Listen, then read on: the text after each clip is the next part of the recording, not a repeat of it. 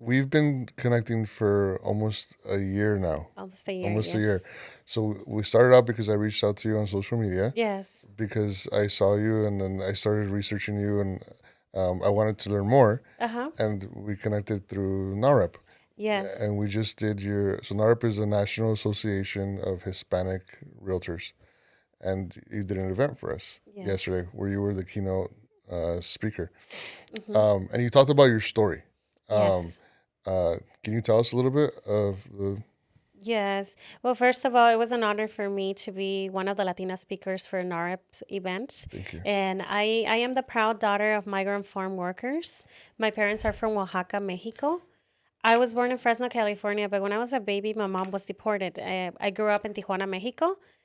When I was 13 years old, I came back to this country. And coming back to this country as a teen, it was difficult for me because, first of all, I didn't know how to speak English. I struggled so much in school. I became a teen mom. I dropped out of high school. And I was the example of failure to Did all you my like community. school though I didn't like school. because of the language barrier, or you just didn't like? There was a time in my life where I said, school is not for me. So I made it like my reality. And I remember that I had no interest in doing good in school because I made a decision that it was just not for me. Yeah. So I didn't like it. I hope that's not. No, no, it's okay. When I first started, so in my household, we didn't speak English. Ah, We spoke like okay. I'm sure it's the same in yours. Like when I talked to my Yes. parents, I talked to them in Spanish. Uh-huh. So I didn't learn English Uh-huh. until I started school.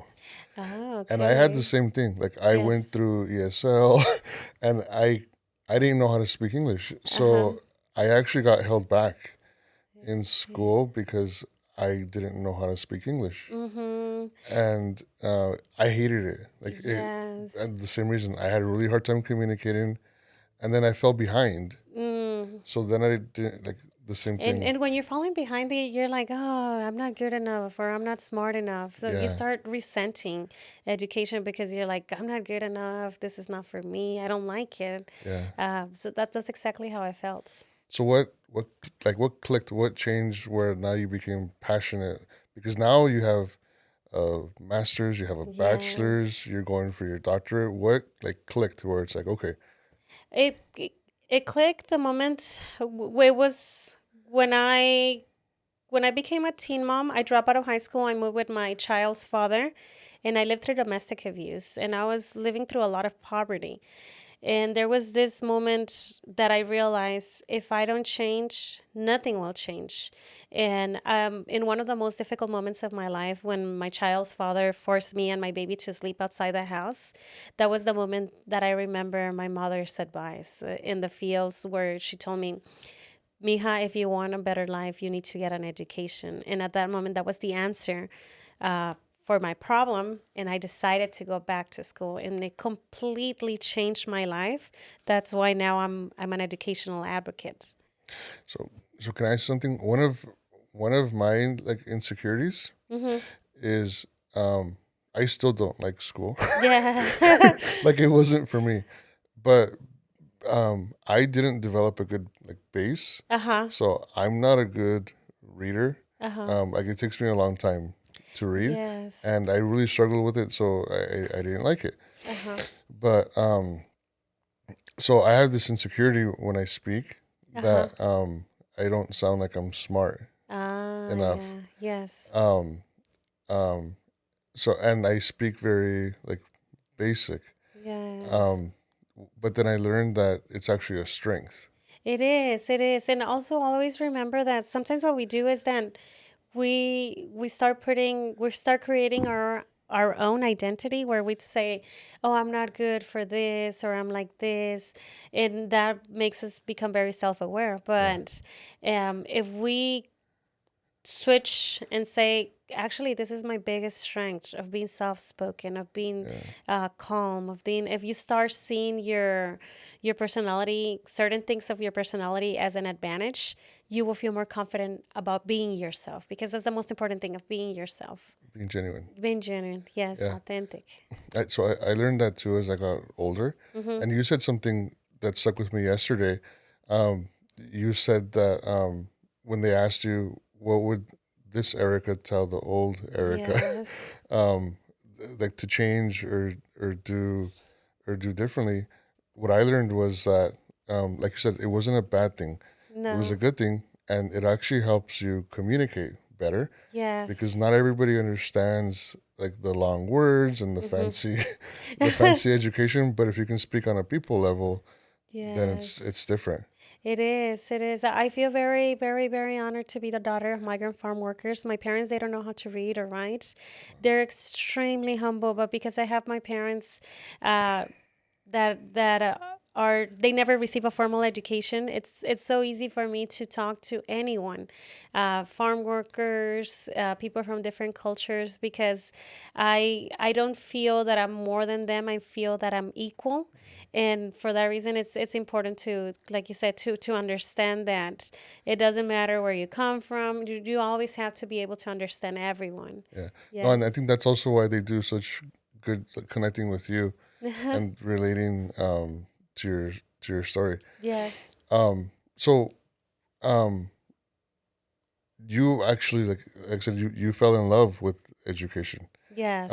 What? How to explain that process? Well, first of all, because it changed my life, Yeah. and I learned throughout my educational journey, I learned that every single skill is learnable.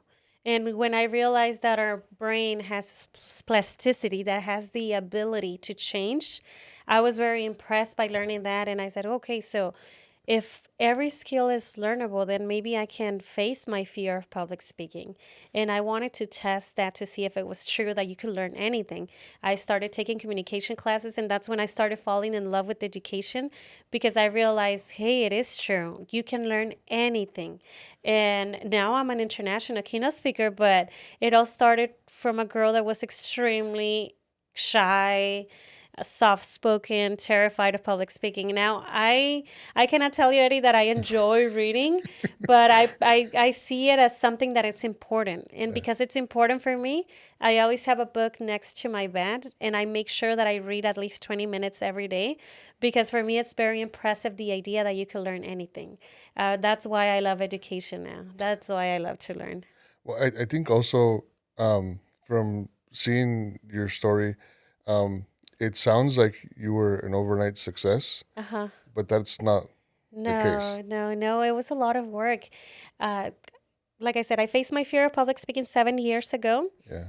And then I set it as a goal that one day I wanted to share my story. And I used to see myself in a classroom and telling students that they could reach their goals of a higher education. But I never, like, it never crossed my mind that I was going to do this as a living. But I do remember that I started working so hard, like hard. I always said it's better to be prepared for an opportunity and the opportunity to not be there than for one day, if an opportunity shows up and I'm not prepared, I wouldn't be able to handle that. And for that reason, I started preparing as if an opportunity was going to come, and it did. In 2016, I joined Toastmasters. In 2019, my graduation picture went viral, and it I didn't become an overnight success. I was going to Toastmasters every single Wow. Wednesday for those last 3 4 years before I went viral. And when they started interviewing me, I was already prepared and confident enough to answer the questions. So tell us a little bit about the process of going viral. It was scary. Just this morning, I was in national news, and Yeah. you still get nervous. Yeah. But when I went viral at first, I remember that I always pray, and I used to pray and say, if I can make a difference in one person's life, then that means that everything I went through was worth it. And it was not only one person, it became international news. And I was like, oh my gosh, I asked for it, and God, you overdid it, because I wanted to make a difference in one person's life. And now it's an international news. I almost wanted to hide. I do remember that there was a moment where, like, I thought that I was not going to be able to handle it. But then I started getting messages of people that will tell me, because of you now, I believe that it's possible. And that's when I realized, hey, this story is no longer about me. It could help someone. to dream big or to believe in themselves. And I started sharing my story. There was a reporter in my house every 2 hours, and it was crazy. So it was scary. And you have a holiday now too. Yes, October 5th was declared Erica Alfaro's Day. Yes. Wow. And then you also have in National City the The mural, yes. They put a mural with my image and my book. And about the mural, Eddie, for a long time when I was a teen, some of my friends were not allowed to talk to me because I became a teen mom and a high school dropout. So parents didn't want their kids to surround themselves with someone like me or my cousins. They would tell me we cannot hang with you anymore. My tias, my people around my community, they would tell me, "Oh, la fracasada, the failure." yeah. And to see my image in a mural and sit in front of the mural, it's it's like a feeling of all those people that criticize me, that judge me, now have to see me everywhere because the person they used to call me a failure, and now in the news it says a role model. Yeah. So it's like a full circle. How is it when you interact with those people that put you down before and now you see them again and they're like, how does that? I treat them with a lot of respect because I'm not going to lie. There was a little moment where I was like, "See," like, but then life has given me the opportunity to be face to face with those people, and I treat them with a lot of respect because I want to show them who I am. And I want to show them that even if I'm being successful at this moment, I'm not going to look down at them. That I will treat them with respect, and that's what I do every time that I have that opportunity. I think it's a big problem like Uh huh. in our culture Yes. because like I know in my family like if we go back to my grandparents, Mhm. um, um, my grandparents are from Mexico. My Yes. grandma was actually born in Arizona when it was Yes. still Mexico. Um, Yeah. and then growing up in Mexico, like washing by hand, cooking by hand every day and it Yes. wasn't one or two, it was a humongous family. Yes. Doing all that by hand, the man going out and working, and our culture has changed. A lot. It's Yes. not that no more, and it's people like you that like look at it as possible. This Yes. is how, and it is possible, and just changing the mindset Yes. of Yes. people. Yeah, I realized that things have changed so much to when I was little to now that I'm an adult. I see more professional women, Yeah, more business owners. I do remember seeing my grandma being the most submissive woman and seeing women with no aspirations, but now I see it different. But something that I can tell you is that it's amazing to see women succeed, but it's more amazing when I see a couple succeed. That it's both men and women, that they can both achieve a goal and they can achieve a bigger goal together, and that's what's very amazing. that's hard. It's hard. It's not easy. Yes. And it's funny how like the people that cross our paths and being able to help each other. Yes. So I have a friend that she does loans. Mhm. So she helps people when they're buying their house, Yes. and she'll refer customers to our office. And when the referral comes, it's just Eddie, I need you to help them. Yes. But it's not Eddie, this client, this. Mhm. They need help, Yes. and then it's my job to connect with the client. Yes.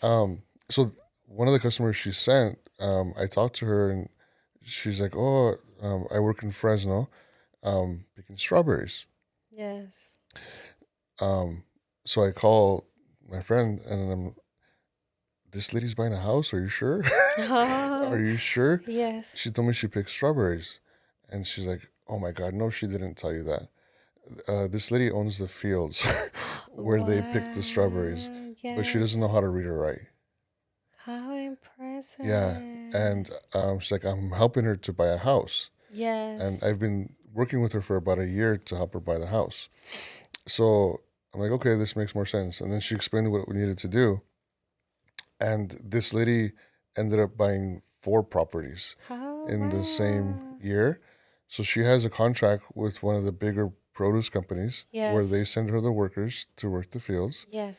and she was to provide housing for them. Yes. So my friend told this lady, like, well, instead of you paying the rent to somebody else, why don't you form a business Uh-huh. and now you own the properties? And Yes. it's a different level of education. It's not school, but Yes. she also needed that education to take Yes. her business to the next. And that is the type of education that I promote. Not only an education from my university, but the education of being willing to learn your field and what you're passionate about. Yeah, If she's starting a business now, she needs to learn how to run a business. She needs to take the time to understand and hire the best people to work for her team. I've seen a lot of people that don't have a college degree and they're still very successful. But what I notice about them is that they're willing to ask, they're willing to learn in their field, they're willing to go for it. yeah, And that's what makes a person successful. yeah. So I have a friend. She used to be in charge of Chicano studies Uh huh. at Chaffey College, and Yes. she's like, Eddie, we're putting a program together for Latinos, like a Mm-hmm. mentorship program. She's like, would you mentor one of the kids? And I'm like, Monica, I'm probably not the best person to mentor college kids. I Mm-hmm. barely finished high school. Like, maybe you Yes. should pick somebody else. Um, when they see me, they're not gonna want to go to college no more. No, I think that it's beautiful, Eddie, because you're very successful. You're Oh, very thank you, humble. You have accomplished so much. Just look at the event that you organized yesterday. That speaks volumes from you. thank you. And the beautiful thing is that you don't have to be perfect or you don't have to have a college degree to mentor other people. You are the person that is most capable of helping the person that you used to be. Yeah, And at this moment, there might be a student that wants to start a business or that wants to do something similar to you. And they just have to know that it's possible, that you can put in their mind, okay, Eddie is successful and he was able to do it and he's telling me that I can do it.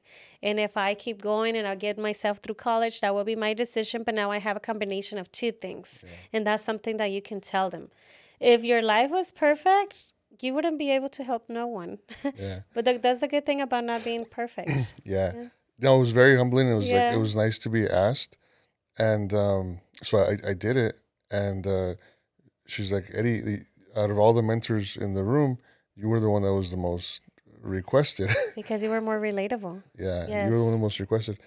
I'm like, Monica, they're not gonna want to go to school no more. And she's like, it's like I don't care. Like as long as you help them become successful, whether it's through school or through something else, Yes. that's all that we want for the kids. I'm like, Yes. okay, That's awesome. No, keep doing it, Eddie. And yeah, it helps a lot. It's needed. yeah, We need it, especially those students that come from a background where they haven't seen any business owners or any professionals, or they don't have any role models. yeah. They will see you as a role model.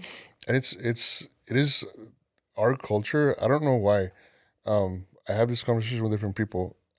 In other cultures, it's okay to ask for help, but for us, it's like, oh no, no, like, thank you. It's very difficult. Like I can do it on Yes. my own, and it's hard to ask for help. But in other cultures, it's very common for two, three, four families to pool their resources and buy a house. Mm. I have a friend. She's Mexican. The husband is Middle Eastern, and we were Yes. having this conversation, and she's like, "Eddie, you're right. When I first met my husband, their family had one Uh-huh. nice car, and like they Yes. had like a calendar, like, okay, you're Tuesday, Oh, you're wow. Thursday, Yeah. but they would pool their money and they bought investments together, and they did things together. But in our, we don't. We don't do that. Yeah, That's very interesting. I see it. I see it a lot in my family. We support each other, but we don't do things together. yeah, Or it's hard, for example, to ask my sister, "Hey, can you take my kid to school?" It's hard, but I realize that sometimes we have to do it. We have to be able to ask. And I think that the reason why we don't ask others for help is the fear of rejection. We don't want them to say no. So we'll rather not ask. Well, do you remember? so yesterday, Uh-huh. so hi Sophia.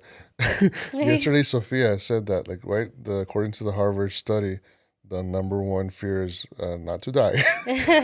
It's to be rejected. Exactly. It's to be rejected. Yes. But yeah, I was having this conversation yesterday with my cousin. She has two boys that are in the military, and I was telling Yes. her, Monica, like your kids should together buy a house, a Yes. duplex. Like Yes. one lives in the other, and then they get started on their path of home ownership that way.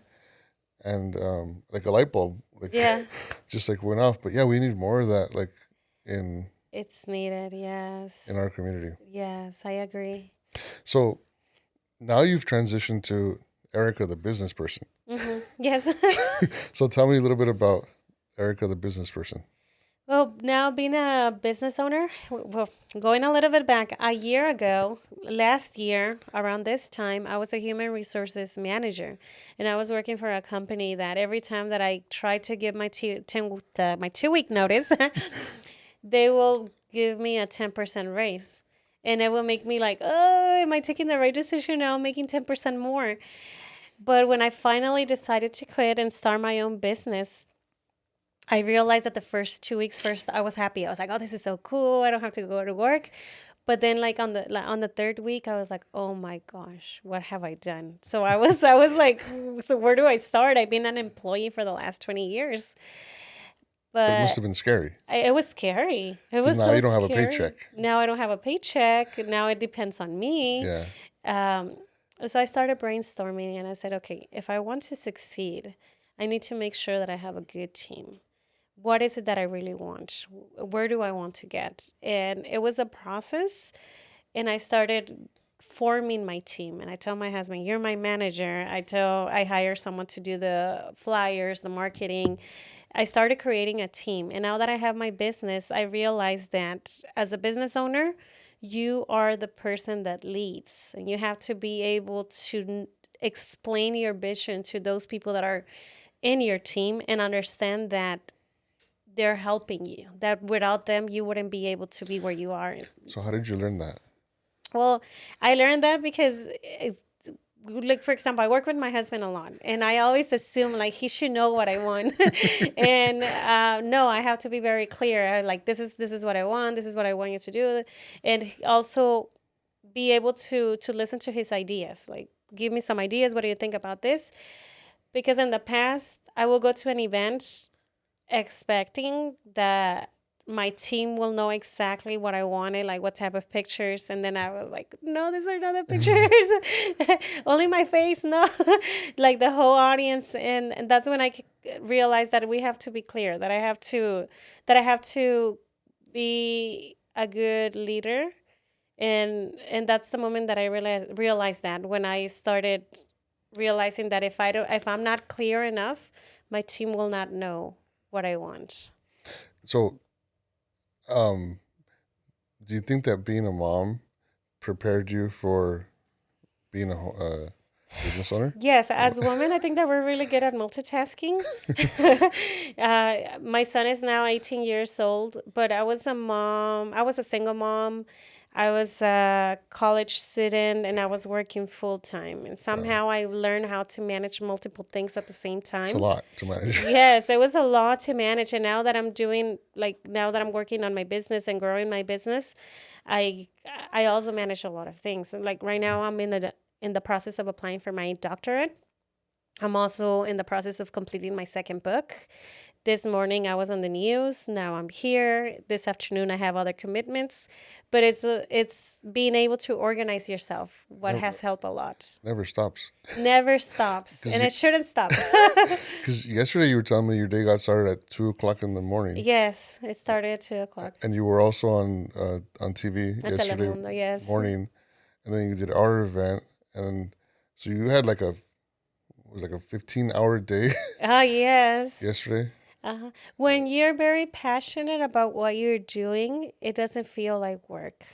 You truly enjoy it. And I sometimes I have those days where we only sleep 2, 3 hours, but it's not every day. Like this morning, we enjoyed breakfast. We had a beautiful morning.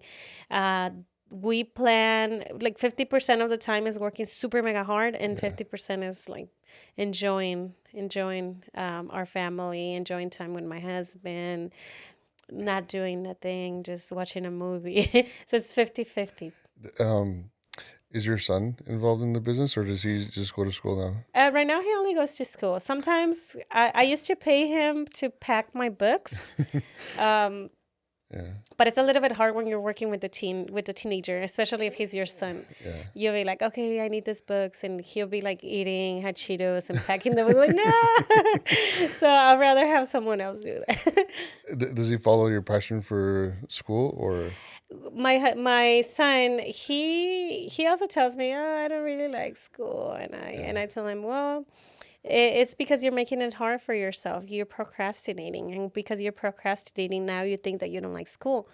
Uh, but I see that he enjoys learning.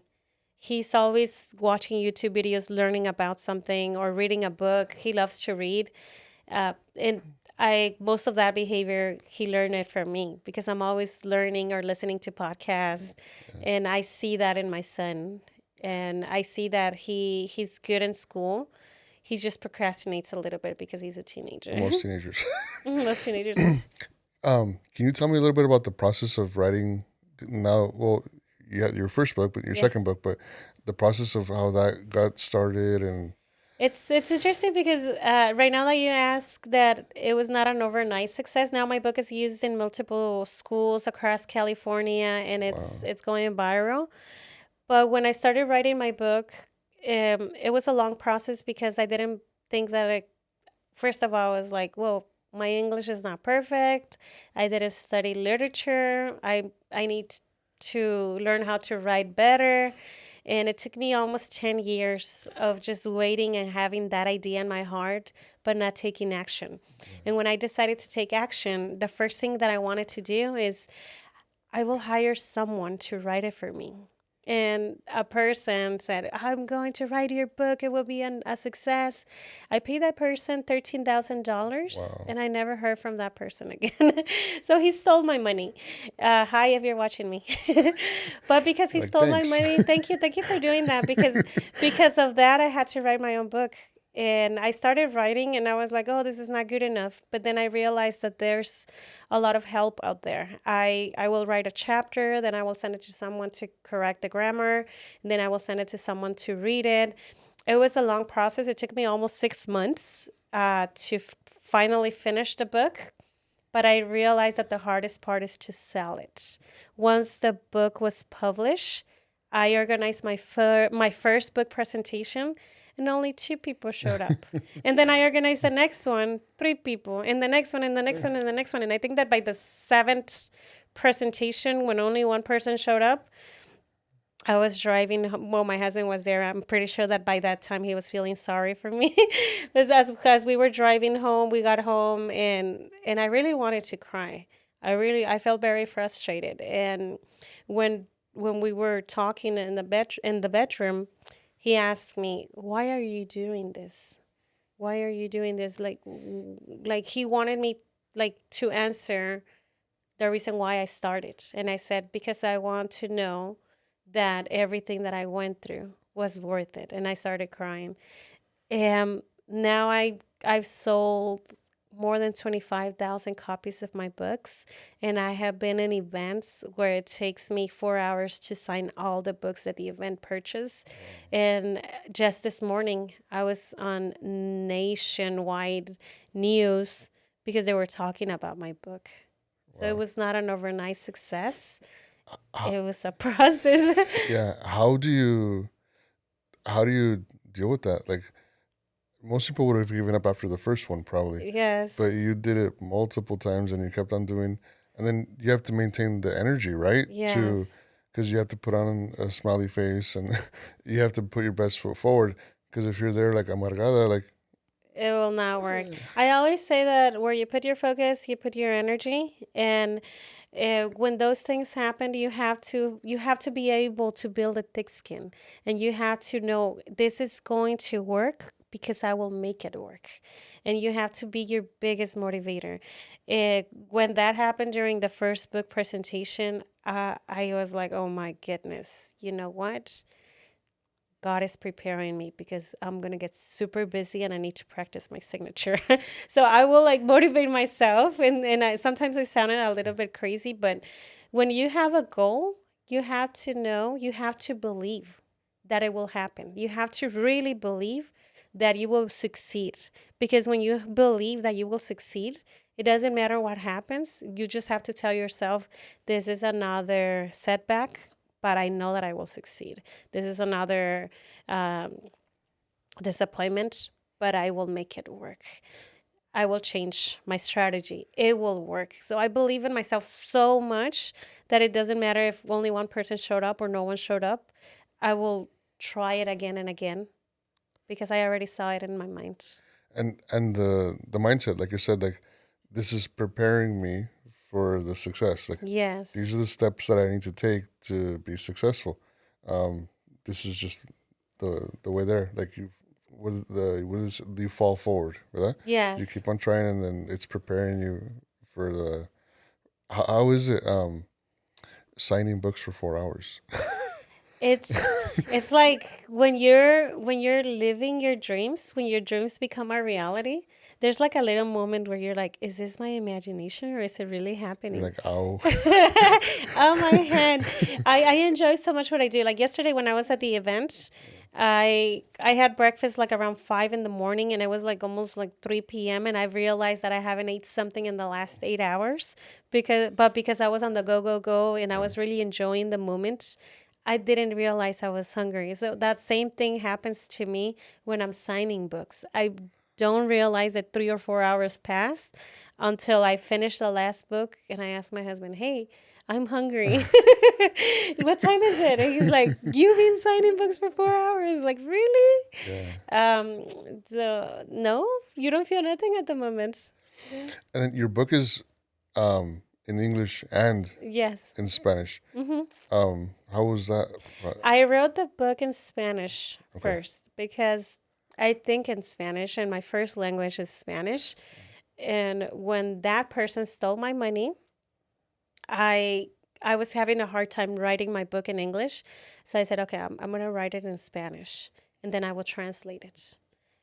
So my first book was in Spanish, and then the second book was in English. It was the translated version, but the translated version, I was able to fix it, extend it, add 3 extra chapters, and the English version is the one that won the International Latino Book Award.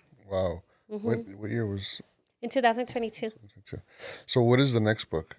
The next book is it's also being written in Spanish. Okay. Se llama Los sueños se hacen realidad. Tú puedes triunfar a pesar de la adversidad. So it's, dreams come true. You can succeed despite adversity. The first one will be in Spanish, and then in the next 6 months, it will be in English. And that'll be on Amazon and Everywhere. It will be everywhere. And it's a book, it's like personal development 101. It's a book that is designed, it's like a book that I wish existed in personal growth because when I started looking for personal growth books, I didn't like to read. And I was like, oh no, this book is too big. Like, no, I want something super simple and easy to read that has a little story in every chapter. That if you only read one story, you'll get a powerful message. You don't have to go through the entire book if you don't want. But it's a personal growth book for people that are just starting their self development journey. That's the nice, purpose of it. nice. So the international speaker. Mhm. Tell us some of the places that you've talked to and like some of the more interesting like trip. I think that the most interesting, I've been in places like Washington, I've been in Atlanta, Georgia, Wisconsin. In 3 weeks, I'll be going to Boston, Massachusetts. But the most interesting place, I think, it was when I spoke for an event in Hollywood. And I was sitting next to Eva Longoria, Annie Gonzalez, It's the Chirla. person, yeah, Chirla Yeah. event. I wasn't sure if I could mention it. Yeah. I was at the Chirla event And being around successful movie producers, successful business owners in a very extremely fancy place and sitting next to Eva Longoria, it was a moment where I was like, "Oh my gosh, is this really happening?" Um, and I think that that's the most beautiful place where I have been, because it opened a new world to me, and it opened a new world of possibilities. But I also remember what I felt before going up on stage and knowing that I was sharing the stage with celebrities. I There was a little moment where I was like, what am I going to tell them if they're extremely successful? What advice can I give them? And I felt little for a moment. What did you What did you And tell? well, in that moment I was like shaking. I was like, oh my God. And then I came to this realization and I said, I'm not alone. It feels like if I'm like alone, even though that my husband was there with me. But I realized that it was when I went up on stage, my entire community was going up there with me. My ancestors, my grandparents, and all the people before me were going up on stage with me. And that's when I felt like this extra energy that I said, this is for my community, this is for my people, and this is to show other people what they can do. So it completely switched. But there's always that moment of like doubt, fear. It's always there, but I have the ability to switch it. And that's when what went through my mind. I switched it, and then I went up on stage. I got a standing ovation.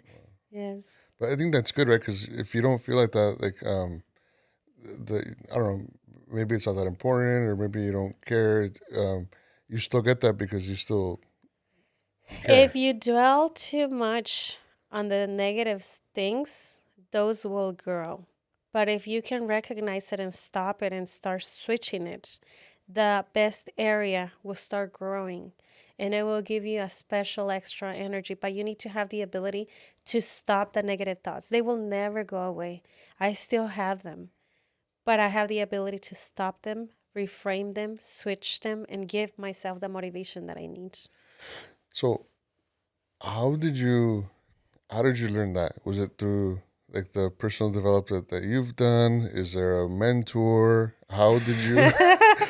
Because that this Erica is, like you said, different than 16-year-old Yes, Erica. So how? that's a great question, Eddie.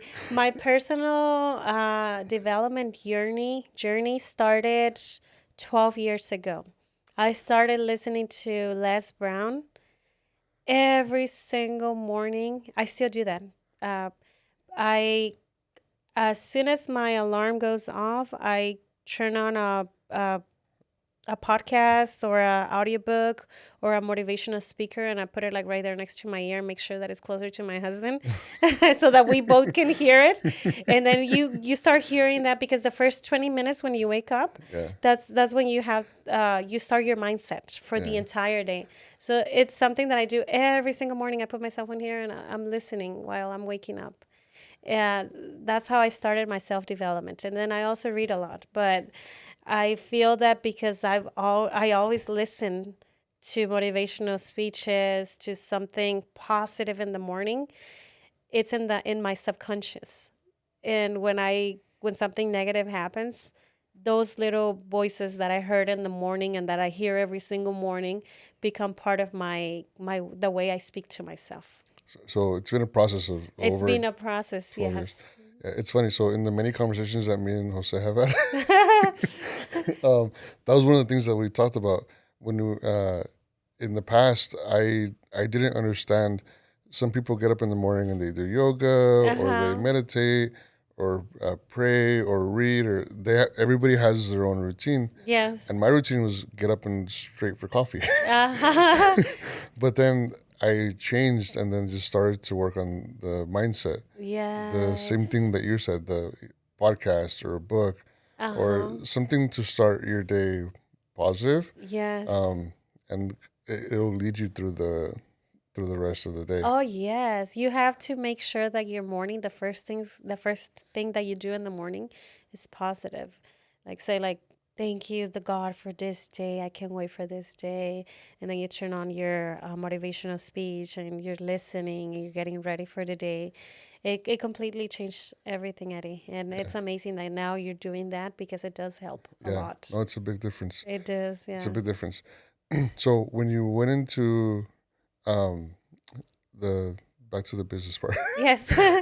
so um, you um, you didn't learn this in hmm college. It was something that you had on your trial and error. And Yes. can you talk a little bit about? Something that I can tell you, Eddie, that I don't really remember everything that I learned in college or university. Yeah, but Most of the things that I learned for my business, I did it outside of school. yeah, Learning how to speak in public, learning about personal growth, learning about finances, learning everything about my business.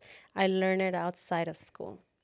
Um, so it was not something that I learned in college, but because of college, in my case, I trained myself to read. In college, you have to read, and so I see college as a gym. Like you learn how to run, you learn how to exercise properly, so that in the outside world, now it's on your. It's up to you if you do it, but somehow you have the practice. But it doesn't mean that it has to start there. If you really want to work out, you can learn it as yeah, well. yeah. I think the same thing. So um, when the conversation of education in college comes up, because I didn't go, Yeah. so I I think it would have been nice to go Mhm. because then I would have been exposed to different kind of people. Yes. Um, like my friends would have been people that are educated, that they think different than how I think, Mhm. and I think that education, the meaning of the different people, um, because when we grew up, um, at least Yeah. none of my friends talked about being doctors. Yeah, They that's talked true. they talked about like being some type of labor worker. But Yes. now you have your it has changed, right? Now you talk about Yes. being a doctor, and the people that you surround yourself with are on the same level Yes. or higher. Most of my friends, most of the people that I talk to, well, half of them, they either have a doctorate or PhD. I learn a lot from them, but I also keep the same friends, the ones that were there for me during difficult times. I have my own friends. My friend Reina, she has been my friend since I was 13. She's still my friend, even though that she didn't finish high school. She's still my friend. My friend Ayeli, my best friend Ayeli, she didn't finish high school either, and she's one of my best friends. So when I spend time with them, I understand them that maybe they were not able to go or whatever decisions they decided to take, but because they're real people and they were with me throughout the difficult times, they remain my friends. But the other people that I met along the way, the people that I used to go clubbing with, I stopped talking to all those people. And Yeah, now I have new friends, and I make sure that my new friends, educated or not, are people that want to uh, achieve something, because you have to be in a table with people that are go-getters. yeah, Eventually you will become one. yeah. I heard a couple of days ago, if you're the smartest person in the room, you're in the wrong room. You're in the wrong room. And I love that you say that, because I always make sure that I'm in a room where I'm the person that knows the least. Because if you're in a room where everyone knows more than you, you're not growing. You're not growing. But never forget those people that were there for you. But I'll make sure that you spend time with people that know more. Yeah, Yes. yeah. No, yeah. I think the people that you surround yourself, it's the biggest impact. Yes, it is. Yes. Um, when you were starting, did you have some of the so like when I started my business, Mm-hmm. there was a time, not a time, like the first couple of months Yes. where the bills were getting paid like right before they were gonna like turn off the lights Oh my or gosh. right Yeah. before like my cell phone was about to get turned off, and Yes. it was very like stressful because if I don't pay my cell phone, then I don't have a way to communicate and talk to people. Yes. But then I need money for food too. Was there a time when you were making the Yes. Well, when I started my business, I was doing extremely good. That's why I decided to leave my job as a human resources manager. I was making about like $35,000 a month. Wow. But then there was this little moment like December and January when it's vacation time and schools are not hiring speakers. 2 months where I wasn't making any money, and I was like, oh my gosh. And even though that I had some money saved, I was like, oh my gosh, 2 months and I only made like $1,000 in those 2 months. That is the moment when you have to diversify and say, okay, my entire income doesn't have to come only from keynotes. And that's when the idea of creating workshops to teach other business owners how to share their stories started. So tell me more about. Yes, that was the moment I said, well, a lot of people were asking me, how did you learn how to like speak in public? And I used to send them to Toastmasters. And one person told me, well, how much will you charge me if you teach me? And I was like, oh, I charge, I told her, I charge $200 per hour. And she's like, great, let's do it. And I'm like, oh my gosh, this is another opportunity. Like, And oh that's no, I how it didn't charge started. enough. I should have said 300, but that's how it started. That's how it started. So they said yes right away. I didn't have the program designed. They hired me for like 6 hours to teach a group of women.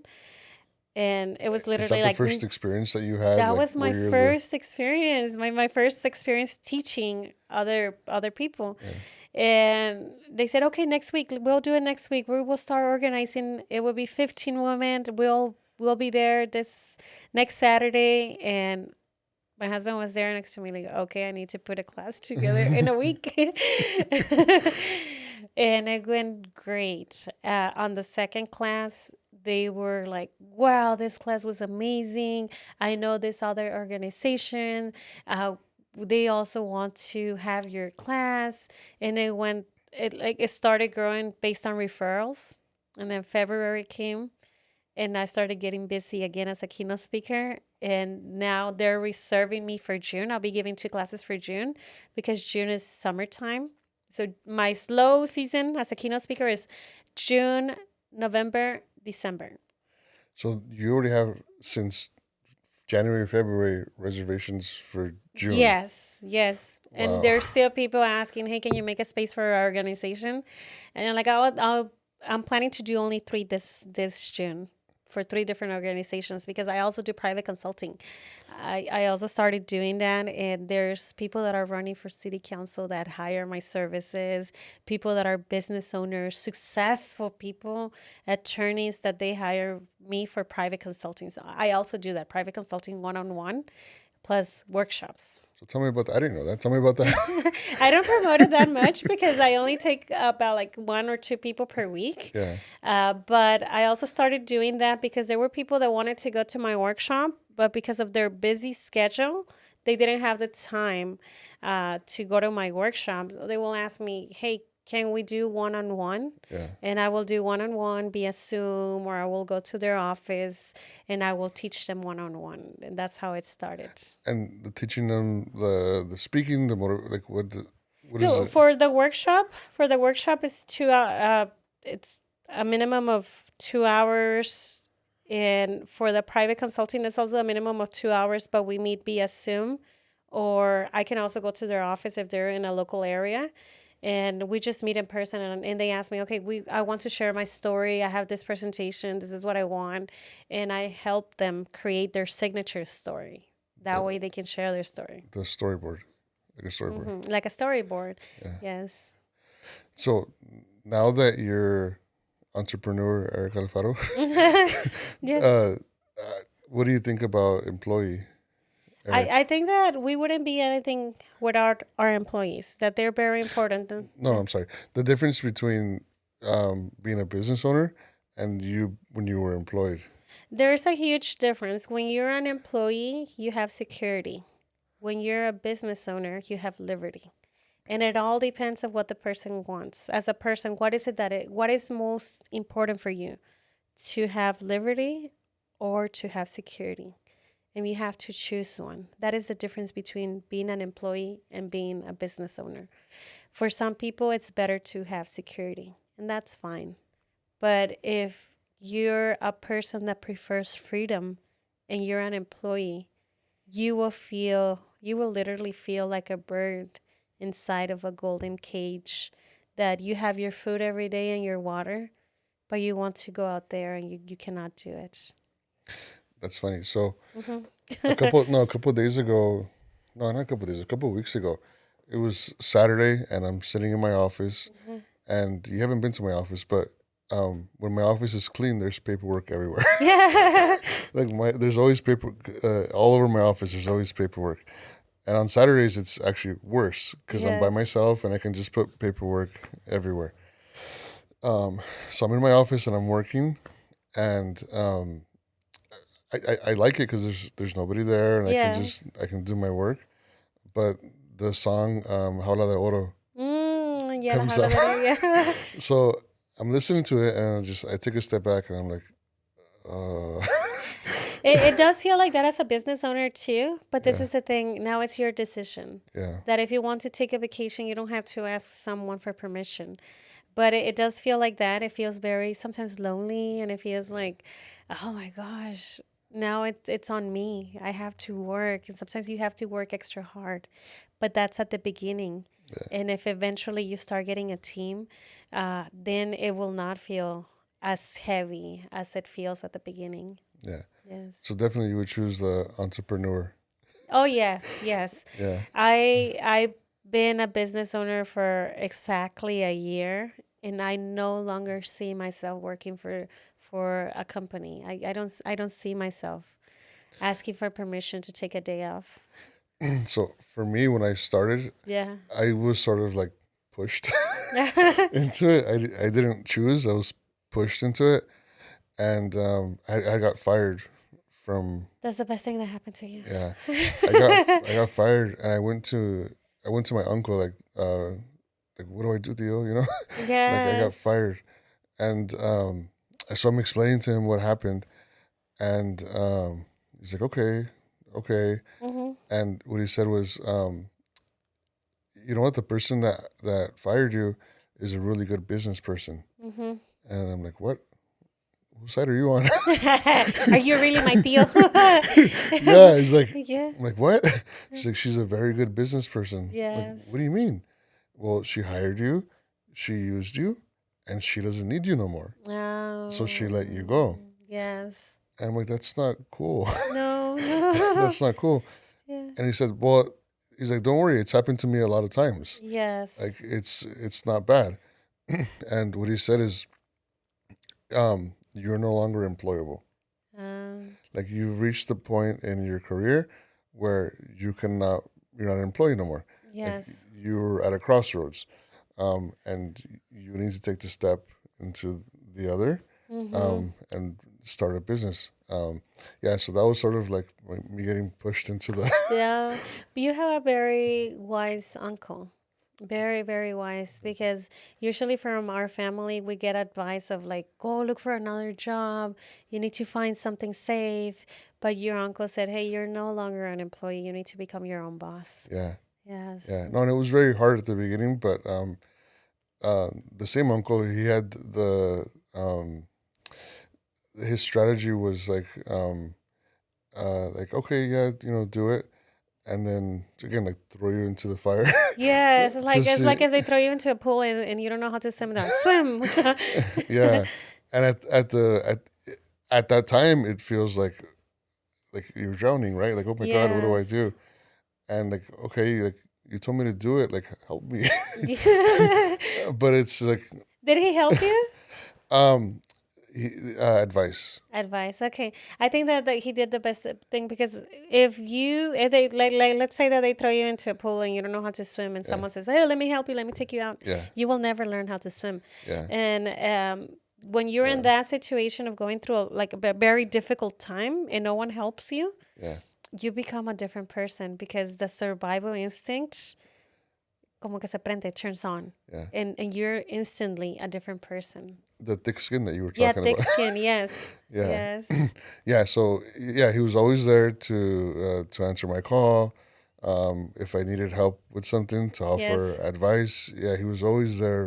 And I have several uncles that did the same. Like just like my parents, if I Mm-hmm. needed something, they were there to offer advice, Uh, not to like, okay, Let me here. save you.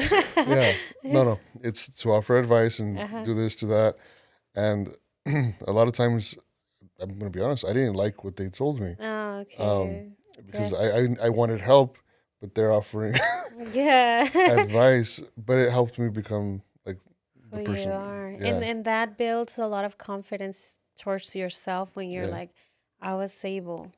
to swim, I was able to survive, I was able to make it. Yeah. Yes. So now when I ask people, um, like how did I do? How like just for feedback, I tell them, I don't need you to tell me that I did good. Like Mm-hmm. I've built up the la confianza.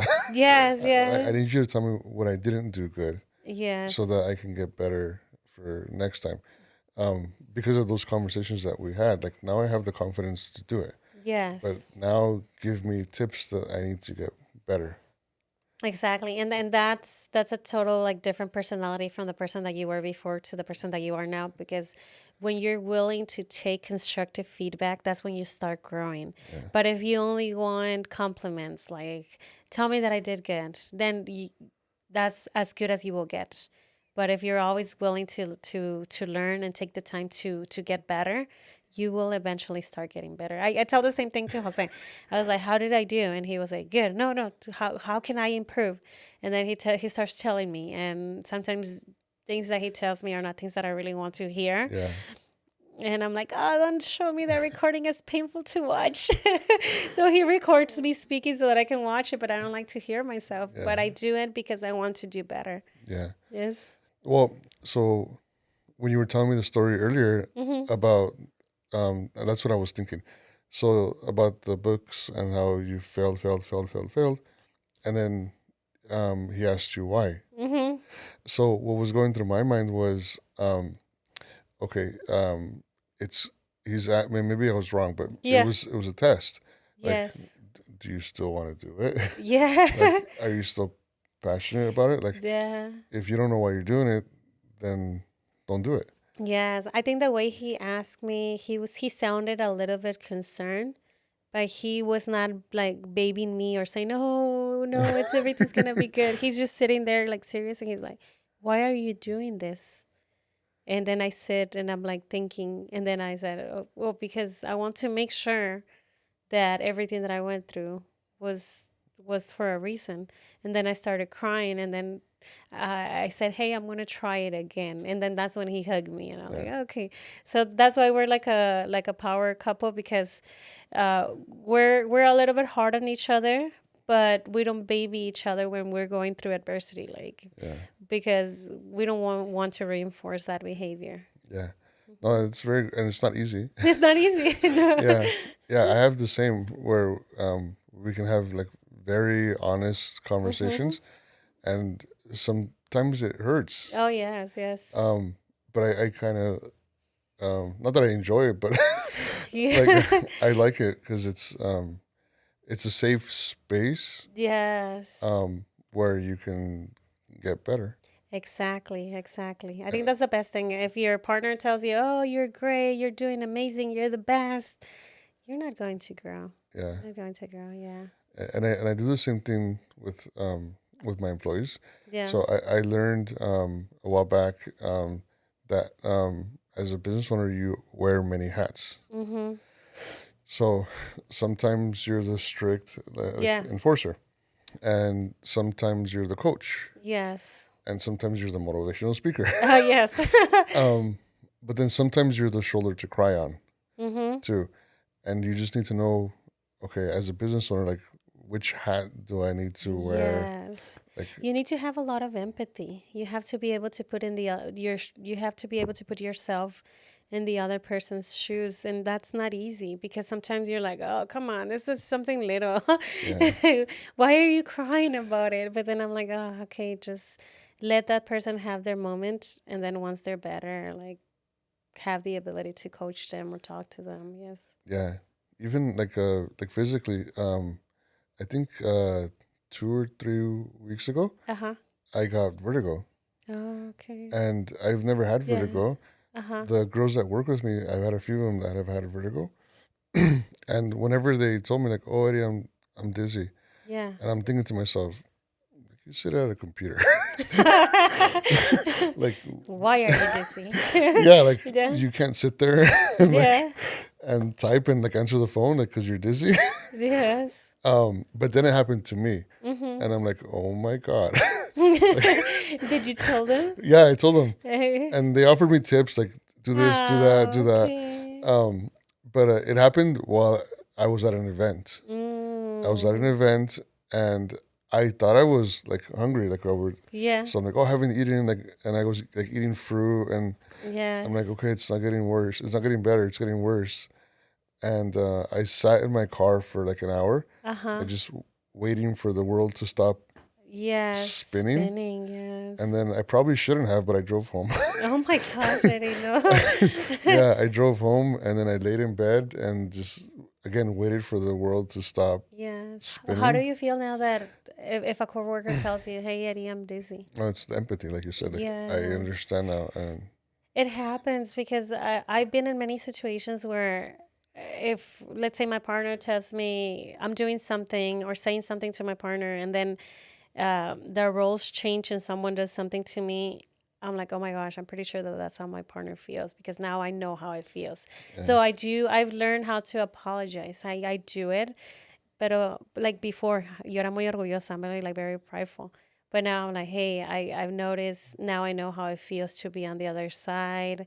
I apologize. Yes. yeah. That's a so I've noticed from listening to you and from Mm-hmm. listening to you. So the forgiving is a Yes. big part. Huge, huge. Yes. I, as I've learned so much. I've been with my husband for 7 years. And as a woman, I think that one of the biggest mistakes that we make is that uh, we we assume that our husband or that our significant other will know exactly what we want. So we send like little hints, like he should know that I'm hungry. I haven't eaten in 5 hours, or he, like we assume and we want them to know, but reality is that no. If we don't tell them exactly what we want, it's not their responsibility to know everything or to understand us. Um, so nowadays I try to be as clear as possible because I cannot put that hard responsibility to my husband that he needs to know exactly everything that I want. You should have a Yes. timer every 2 hours. Like, He knows that, and that is the reason why after the event I just said like, oh, I'm hungry, and he just like started driving. And I think that when you call him, he was a little bit nervous because we were already parked in front, and he's uh, like, he's like, no, she needs to eat. And so yeah, we ate, and then I'm happy again. yeah. Yeah. You're like it's no, it's been 8 hours. We're like way over there. Yeah, when I told him that, I go, hey, I'm starving. It's been 8 hours. Yeah, He just like, now he knows. Now he knows because I've expressed in the yeah, past that, hey, when I tell you that I'm starving, I need to eat like within the next 20 minutes. yeah. That's And funny. he knows now. Yes. But it's yeah, a lot of communication. A lot of communication. Yes. So, as we come here to the end, Uh-huh. any other tips that you can give us or share with us, or something that you can share with us? Yes, I think I wish I knew this before, and this is for any business owner. That if you are going to learn from someone, make sure that the person that you're learning from is a person that has the results that you want to have.